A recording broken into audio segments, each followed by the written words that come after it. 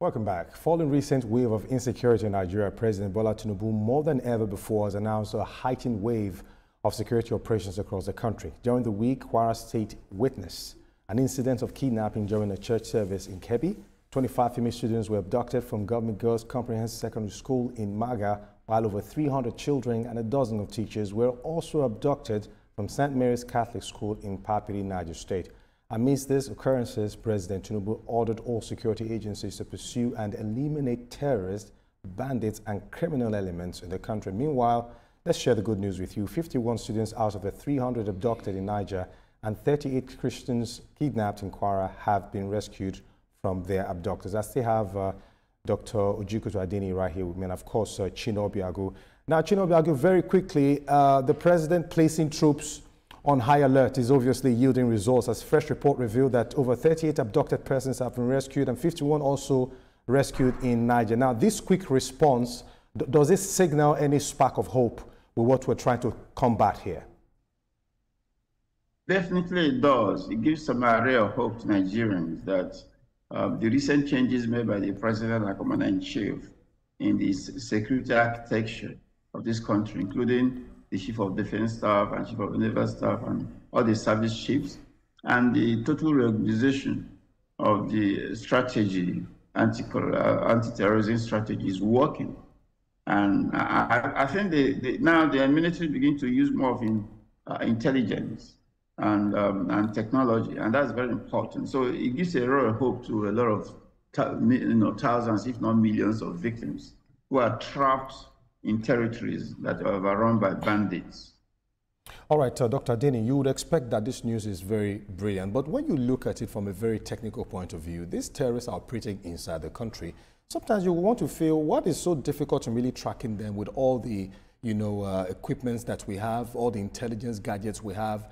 Are they so difficult to trace when it comes to trying to really do the job? Others are saying if the willingness is there, the Nigerian armed forces can actually turn up. With what we're seeing right now, do you think that things will begin to change in the coming days?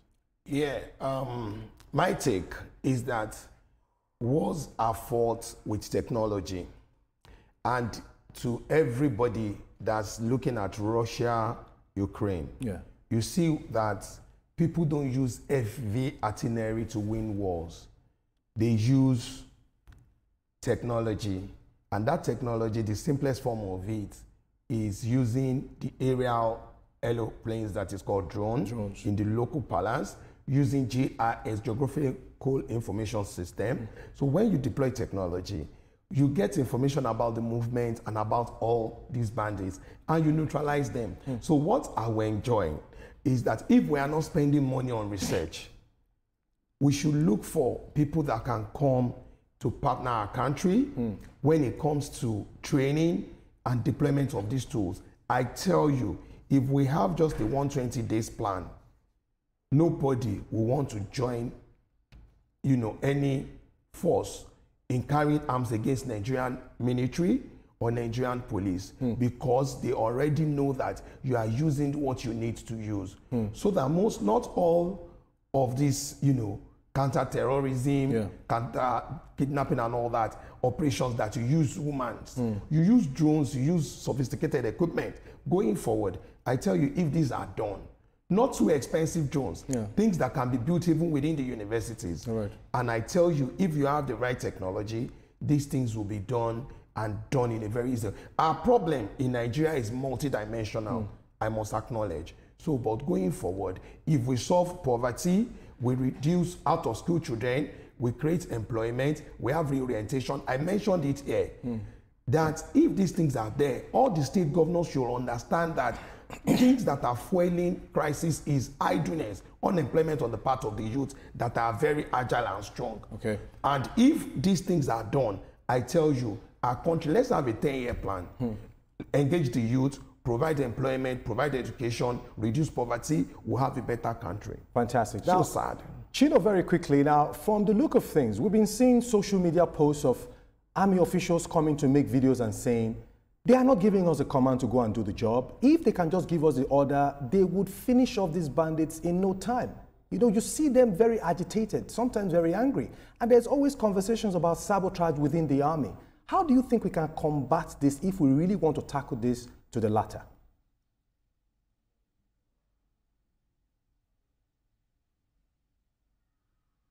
I think some of those issues, concerns, some of the contributory factor for the reorganization going on in the armed forces at the moment, and not just about command issues, but also equipment,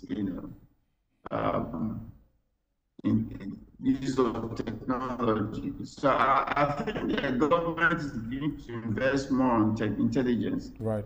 It's very worrisome that the huge and that the military is always reacting to these issues. I think there's got a point where the armed forces should also be, take the fight to the bandits rather than reacting all the time to when the bandits strike. So it's a matter of strategy, and I agree that there are a lot of concerns about the armed forces, whether they have the correct equipment, whether they have sufficient technology, whether they have the modern tools.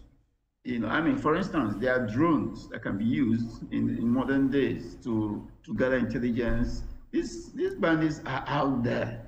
They're in this space. There are drones, unmanned aircraft, and so on. So it's for the Nigerian government to invest heavily in current and hard ways to take on the kinetic aspect of the anti-terrorism fight.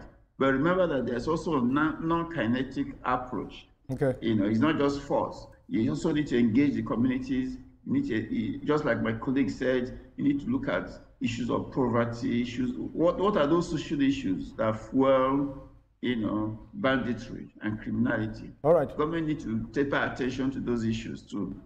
All right, Dr. Deni, recently the U.S. Congress is divided over the country of particular concern, attributed to Nigeria by President Trump. Now, how much of this division is driven by politics, and how much is based on human rights assessment from your standpoint? In the first instance,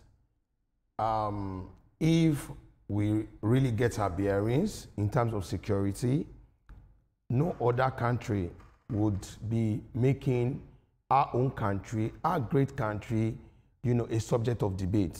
That alone, I'm not too good about it. Okay. However, where we are, what's the way forward? Okay. The way forward is that when you look at the quality of debate, you can see the empathy. There are some, it divided the congressmen in the United States of America. Some were saying that what Nigeria needs is empathy, support, partnership, cooperation, intelligence sharing, and information. Okay. That we need to support them. While some other congressmen were trying to push for the invasion. Okay. However, when you see the robustness of the debate, you now look at it that if other countries can be this passionate about us, what about ourselves? Okay. People are pushing narratives. I'll take your lead there. Chido, very quickly, my colleague here my guest here says, look, the conversation was quite robust. The U.S. Congress was split over whether indeed Nigeria is a country of a particular concern. Now, from your perspective, how do you think this particular issue will be resolved? Because now there's division in the Congress in the U.S. already.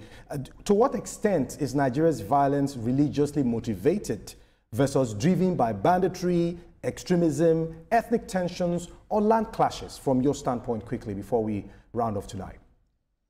Frankly, if you look at the numbers, Nigeria ranks one of the highest in terms of casualties. You look at the numbers of people being killed extrajudicially by banditry, terrorists, or whatever you call it, is really huge. Which other country that's not in international armed conflict or war suffers this kind of number of casualties, number of adoptions, kidnapping? And what has government done? That's the question.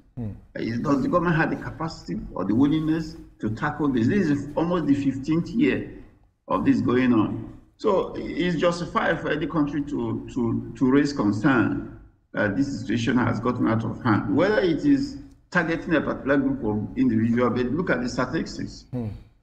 Churches and religious places are being targeted.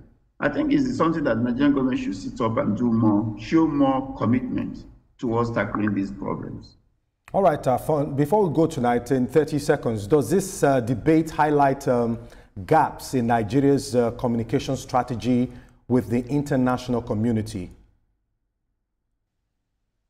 Yes, it does, because Nigeria has not taken the banditry going on as a major foreign policy issue. But it is, because it affects investment. Okay. No foreign investment will flow into a country where there is insecurity, where the government is not taking care of lives and property. So it should be a priority issue in Nigeria's foreign policy debate. But I don't think that is a priority for Nigerian foreign policy. So there's a communication gap in that respect. All right, thank you. Dr. Dini, before we round off tonight, what's the danger of these external narratives shaping internal ethnic or religious conflicts in Nigeria? 30 seconds, we don't have that time. Immediately, that was raised in the US, that they want to label Nigeria a country of particular concern. You know that it fueled the crisis, and you can see that it began to have ethnic and religious, most especially the people are going to church where there is even CCTV camera, and this is not good for us. What should be done is that federal government should put up the ambassadors so that they can be our mouthpiece and our representative all over the world. 2 is that we should take the security important, like the effort that is being put in place right now should be doubled. Technology should be used. And us as Nigerians, we should understand that we cannot make our own country a battlefield. Okay. If that happens, that means Nigerians are going to bear the brunt, and it's going to affect us the most. Right. Let's pray for unity. Let all of us speak progress. Let's speak togetherness. Then we have a better country. All hands on deck. Thank you very much, Dr. Dini, for your time this evening. Appreciate you. Thank and of course, Chino Biago, SAN, thank you so much for your time on our show this evening. We appreciate it.